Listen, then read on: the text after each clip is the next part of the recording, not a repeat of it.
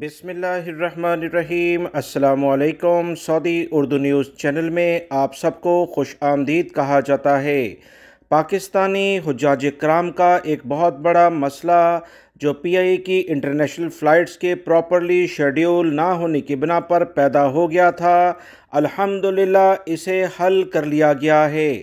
حکومت پاکستان کی جانب سے باقاعدہ حج آپریشن کا شیڈیول جاری کر دیا گیا ہے، جس میں بتایا گیا کہ سعودی عرب کے لیے 6 جون بروز پیر سے انشاءاللہ انٹرنیشنل فلائٹس پاکستان اور سعودی عرب کے درمیان چلنا شروع ہو جائیں گی۔ تازہ ترین خوشخبری شیئر کرتے ہوئے پی آئی کے ترجمان عبداللہ نے بتایا کہ 6 جون کو پہلی حج پرواز 329 عازمین حج کو اسلام آباد سے صبح 4 بجے مدینہ منورہ کے لیے روانہ ہوں گی۔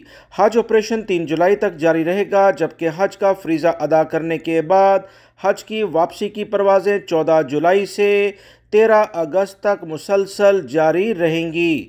یاد رکھیں اس وقت تقریباً 81,000 پاکستانی حجاج کرام سعودی عرب میں حج کی سعادت حاصل کرنے کے لیے آئیں گے۔ یاد رکھیں پاکستان سے سرکاری عازمین حج پی آئی اے، ایئر بلو، سیرین ایئر لائن اور سعودی ایئر لائن کے لیے سعودی عرب پہنچ جائیں گے۔ مزید جو اطلاعات آ رہی ہیں کہ وزارت حج کی جانب سے کہا گیا کہ پاکستان کی حکومت فی حاجی کو 1 لاکھ روپے سے زائد کی حج کے لحاظ سے سبسڈی دے رہی ہے۔